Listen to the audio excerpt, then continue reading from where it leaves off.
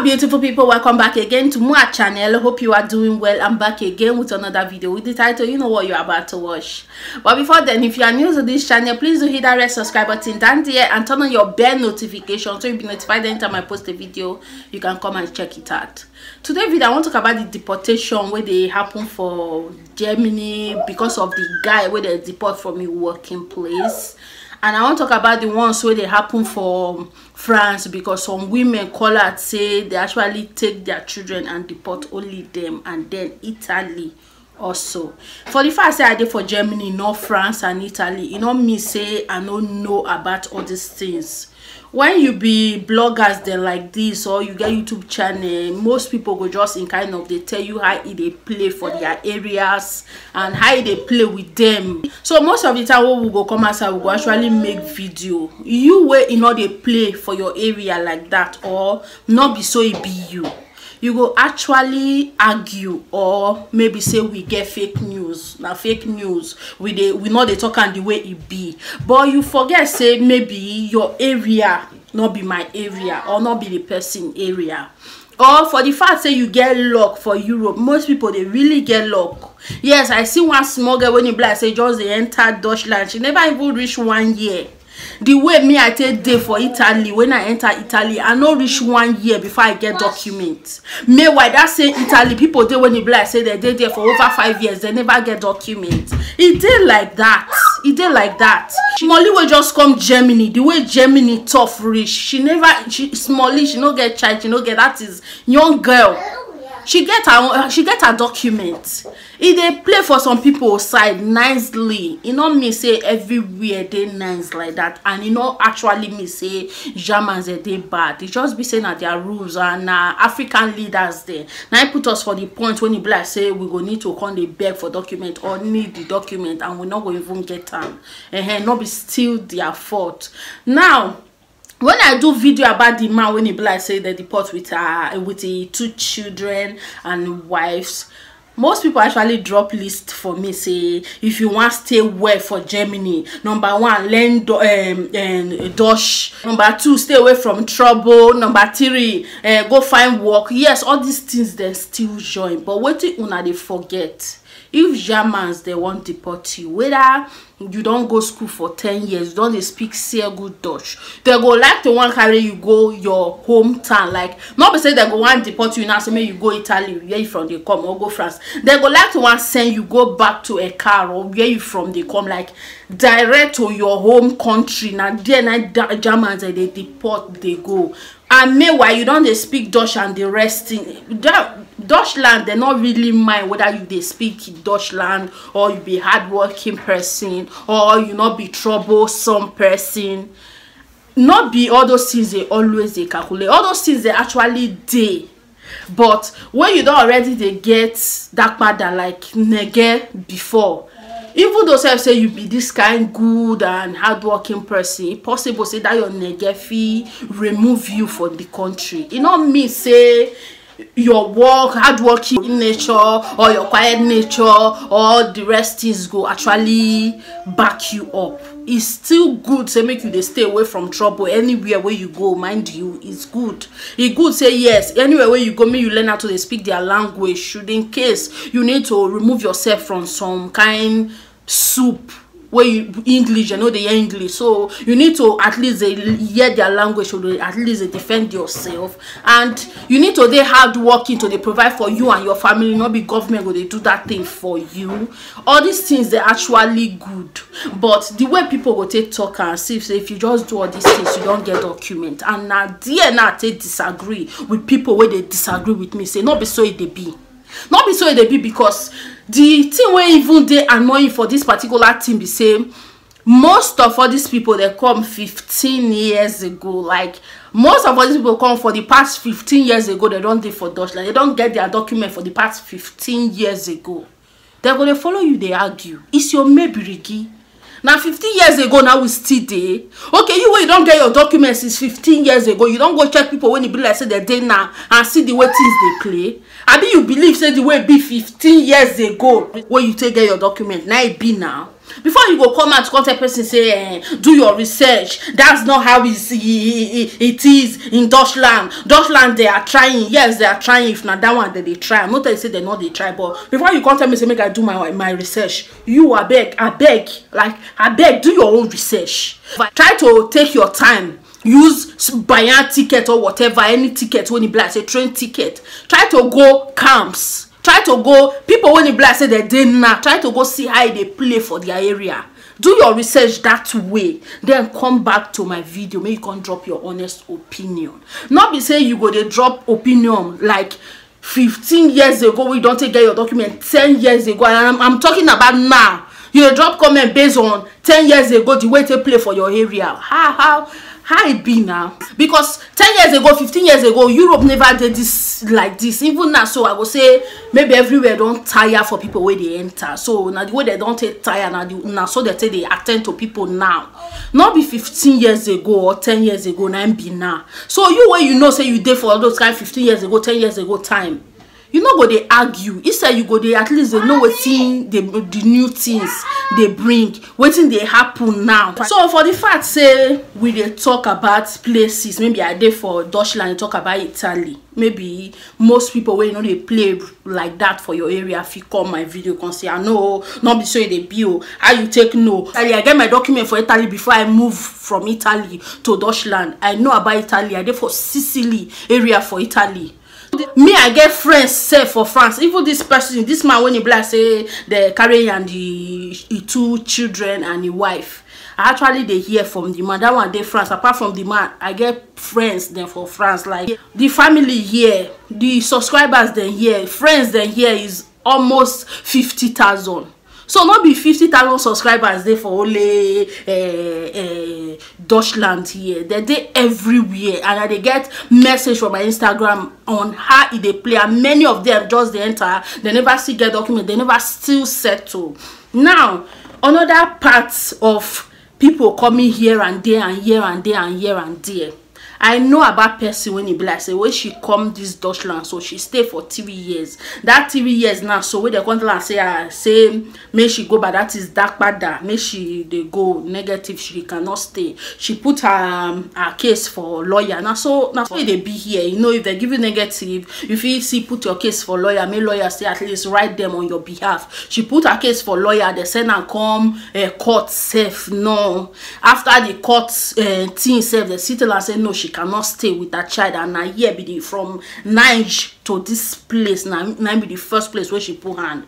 She not fit stay here, and the lawyer don't say her case don't finish. So you don't know what she want to do. Now she herself now from here now so to France. So in like say she meet somebody now for that France. Now she gonna give birth to 1 baby boy. The France still not let her stay. Italy now the 3rd place when in like say she put hand.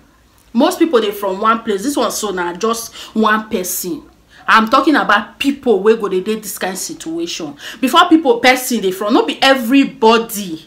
Most people they when you like say you just conduct Deutschland, they don't give you documents. You go still carry on from one place to another, from one place to another, like 4 other places, and which is very, very wrong. I don't know the reason why you they from one place to one place, because I believe say you person they where he like and they were settled. As Italy they most people they when you like say they no go fit stay for Italy. But most people they will relax for Italy, they cannot stay another place. You see, so if you there somewhere this side when you like say it they okay to you, you like the place, you like the expensive, or the place is not that expensive and stuff like that. I don't know why you go they waka from one place to another, because most of all these people where they hold document they waka, then they see they find something. Not be only document still. Most people from Italy now so no good job, but the document is there. Then what did they go do? They are men are shorting. I'll talk about shorting. Most people say what to be shorting. Shorting are men when you be like say they will come out. Pench for supermarket, pench for busy area, they beg for a living. That now the way most black guys they take the hustle to even pay their rent and the rest for Italy. Now so it they play. Most girls of course now street work. Now be shorty way most guys they do for Italy. And if they do the thing don't tire them. and no good job when e be like say they go do. They no go like to go another place, go see whether the office use a document, take, stay, and then work. Most people that they find something, they waka different countries. But you where you know they the shoe, you know go just dey quickly to judge, because I don't get most people own side of the story. Not be waiting me at the voting, not be waiting I carry for it. Yeah, you get 5 years document, you can't they carry and they go another place. Why you know just stay that? Most people their own side of the story not be waiting just in my head. So until you hear from people, not just they conclude, mostly when it comes to all this traveling issue, people not just they waka with their children, they waka, and you get document, you get everything. What till they waka they find? Make the person tell you what till they waka they find first, before you just jump into conclusion or just bury the person where the person never even die. No, they fair like that. Now for the jumping up and down, don't see talk before say most people now before they go even get document, they don't go 3 different countries before maybe the last one where be their last place where they know too like the woman when you be like say they from Deutschland, France, they go Italy now the last place when you be like say she like to go, but they say Italy now they easier for document when she try that side. Now she take the Italy before they hear from her. Maybe if she get document now for Italy, now she decides not to stay there because Italy not be the place where she like, but she just see say document they easy, but work no they too they easy. And if she get document for that, decide to go somewhere like Holland or go find work for another place, it go be like say this woman don't come 4 or 5 countries. You know they stay one place. Why you know they stay one place? You see, but people when you be like say you get everything going for you, because I see they get some call for some people when you be like say they France, I get document, but they find better place when you be like say good when I want to go, this place not too good. If you know say you there for that situation, why you not just stay and kind of manage yourself? Because we these days not be only say you they work on that person I work, you can still come online, come look for work for yourself. You know me say work they easy online, because even as they talk of online work, most people see the when you be like say they said they know they see the one way see good for them. But say you there for area where you know they work no day, you can still check whether you go they lucky. Most people there for house when you be like say they go feel rent out, you know say online these days now, so to rent your house even they even top last by yesterday when I check, what be that site name again, as by yesterday when I check be like now 1,000 euro, be like now 24 hours. It's just that the thing is in kind of risky, because probably your neighbor feel no day nice, make you not go sleep for night now, something your neighbor no go get up do another thing, you understand? But renting of space and different type of online work, if you be that person when you be like say you for that situation, you can help yourself in another way. Not more say you go work on that person, because myself I don't even like that working on that person. So to get documents, it go better make you stay one place. Because this time, in fact, not even come Deutschland as per this time, because it just be like now like this is when I day for Deutschland, since when I come Deutschland now what see we they notice times like this they hard for anybody for Deutschland, like December, January, February, then they go later come let everybody rest. So probably middle of the year they'll come they give people paper. But this December and early of year like this now that like they always their law, they always the tight hand, their hand they always they strict or wicked or harsh. I don't know what I will call them, but it always a day difficult for Deutschland for times then like this. And when people they say follow their law, you go agree with me say law where they cover people like immigrant, then their law no be stable something. If they don't pull law when you be like say you don't want choke them, they will change them. If they pull law when you be like say you don't want day easy for you, they'll change. They always they change them. So what he be follow their law when the law is not even there for you to follow? Like it be like say that every year self, no, they can change at any time.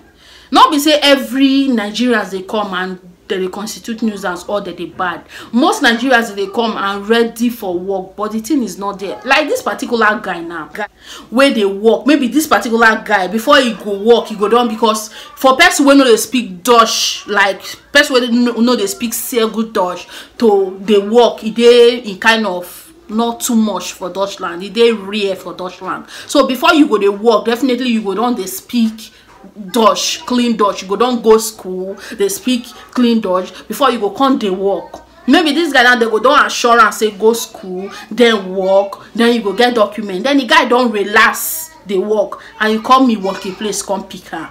Dutchland, they don't keep to their word. Like, I know they say they're wicked, but they don't keep to their word. They know they keep to their word. They lie. Whether not lie, I been a changer, they go changer for you. Koro with paper like this. And these days now, so when you go their office, say, this is also thing rise or sign here. You don't know what they sign here because most people they sign for their deportation. Like you go sign, say at any time they feel come pick you. They feel tell you say you never reach that level. Like you are safe, but you just need to sign out. And if you sign out at any time when they're ready, they can come carry you because you actually sign out or sign out without knowing. It did like that even for Dutchland. They are trickish. They lie, they don't keep to their word. They go use lie now, bet you to do that particular part where go good for them. At any time, they feel changer for you. Now, so they play. Most of the time when you come, they'll tell you, say, oh, go do house building. If you don't finish, you start work. If you don't the work, they'll give you document. They did like that. If they like that, when you don't finish and start work, you will see say that document is not coming. They don't use that sweet math now to tell you because they know what you define, which is document. They'll put the document for front, trick you. By the time you don't do everything, you go find out say you don't already do the thing when you play say they want to make you do.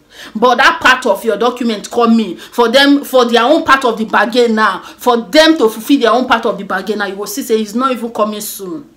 Now so Dutchland people they do so. For anybody when you like say they mostly if you get dun or you there you don't get again before. No matter what, even though say you dey oh good or you dey work or one thing, it can happen to you at any time. That is Dutchland for you. And most people go disagree with me. Most people will disagree with me. I say you know they play for your side like that. Not me say no they play. Other people know they feel like that. Now so Dutchland people do they know they keep to their word. Most of the time you go need to even carry lawyer and make lawyer self they put word for you before the thing go come through. That one if it even come through. They know they keep to their word. So if you dey Dutchland say maybe you don't get dun or like that, you don't even need to relax. Relaxing no dey for you again because they can come at any time. If they will tell this guy say they will actually come meet am for work, how you go to believe now? How they can change am for you at any time after you don't give them that part when you be like say they want. They go trick you now. You go school, teachers the way they teach you now, so they will get their own student to teach. Finish now, come meet them now, make they fulfill their own side of the bargain. Make you know whether they go do am. They will just put that thing where you want, which is document for front, to make sure say they trick you, make you go do the thing. Come back, they will not keep to their word. They don't keep to their word. That is Dutchland for you.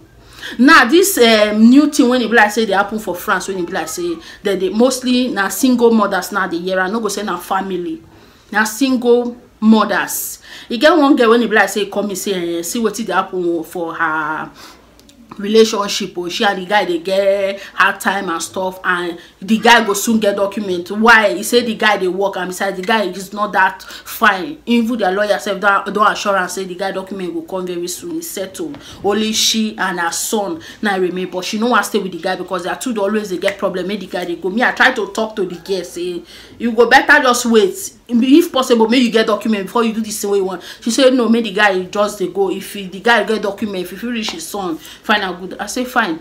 Because me I know say single mothers and this maybe now before, maybe some years ago, single mothers they feel they give una document or they okay with you now. They know they okay with single mom again. Even Dutchland, I believe say they will soon start their own. If they never underground start their own, they will soon start them.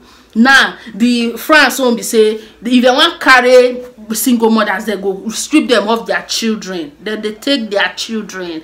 True Dreams with Lady Teach. You don't do video like this, and I see comment people saying I lie. Because they know they play for your area. Because they never carry your picking, God forbid bad thing. No mean say they know they carry another person own. Because say you know they pinch you like this, no mean say you know they pinch another person. Now see people where the thing don't happen to, now see they bring their own case self, they can't give bloggers them. See how it take be me. It be me na different way from the way it be my friend. Why my own come different? Now people now still they say now like this is they play. But me I just they see say now because saying they be single mothers. And you know they right before to even deport children, to send children away, no they right. And now they don't they do and tricky. This one I just say tricky stealing, like I don't know what I want to call it. The thing itself is not even right. Even though say they know they send children away and you want to send the mama, then leave the mama. Then leave the mama. No be say you go come take the pikin, then send the mother away because you don't send children away. It makes sense. It makes sense. Now I born the pikin, now I get the pikin. Like I don't know how the thing they play, but now like that. So if you be single mother, I don't know why single mothers they like to date on their own, but maybe now so now I know how they be for now body. I don't hear of single mothers issue as if say single mothers they know as Europe girls they know what stay with man. But believe you me, I believe say if that man a sweet, loving and caring man, when he be like say they hard working, who you go put sugar for a man to make his spit out? Waiting there for your face, mask can't there for your face. When the girl they see you, they run because you can't be like say single mothers for Europe, single mothers for Germany. They don't want to say with man because maybe because of child benefit. The child benefit, if most people they hear of child benefit, you gonna be like bang bang. Child benefit go long, the money go long. Child benefit na penny oh. Like what do we child benefit? Like child money, child benefit. No be money when you go there feed the pikin because. This is they even confuse me. No be money where they're giving me to feed the pikin. Because I don't know. Even though they say you collect the money, they feed the pikin from your pot. The money is still not much. So most guys they feel say now because of child benefit and they make the single mothers and want they stay alone. But single mothers, if now wait till they make una they want stay alone. Go better make una dey get on a man by on a side. So if yawa one gas like this now, so because say una dey together, it no go just feel remove you and your husband then take children like that. You see, if una dey together, they know they do and they know they do that thing to family, but they do and where they quickly they strip children off the hand of single mothers. So you go better make una they rethink for this single mother thing, like dey with your man. If not even born out or make it be only you. If they say come out here, you they run race, you they run out, only you want. No be say they carry children, they suffer children, they walk out up and down. You know they nice like that. If you want day with the man, then day with the man. Not all of them suffer and together. If they suffer with the man, it go there easier because the man go they do all the hustling. Meanwhile you go they cuddle the pikin. But when you now only you and the pikin, you no go fit cuddle the pikin because now you they do all the hustling and the children now go they suffer and more. So now go they rethink because stripping children off single mothers now no being go best because even where they carry the children they go, maybe now the children say now they end up they be delay about the way they did for Europe because children as they don't enter now, so you don't they teach them their right, which I feel is very very wrong. They know they feel say they very wrong. Even for school, you will carry your children, they go, they will they teach how to they call police if something they do and stuff like that. Yes, it's good, but it's bad because children, you know right for you to just tell children say this one are your teen, now your right. This one are your right here, now your teen here. May you come out, may you not expect the pikin to go use that thing to play or overuse the thing because you say now your own, because you say now your right. As small, they go just begin they teach the children what they not supposed. They will just leave the children make they grow. And if the children don't grow spoil, they go blame the parents and the situation, the pikin situation. You know they nice to run. So in mama know they train and wear. That's the reason why we carry the pikin for in mama hand and see now because of the environment where the pikin take grow. See, they go blame her on the mama. They not go blame her on their sock training where they give the children. You know want that you actually no want more these people take your child. So instead of them to take your child, you not go know.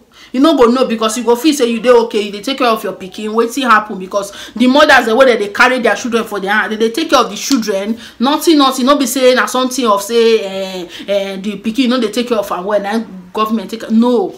They take care of the children, but now just another trick, another way now that they use now. So you not go know, you will not see it coming.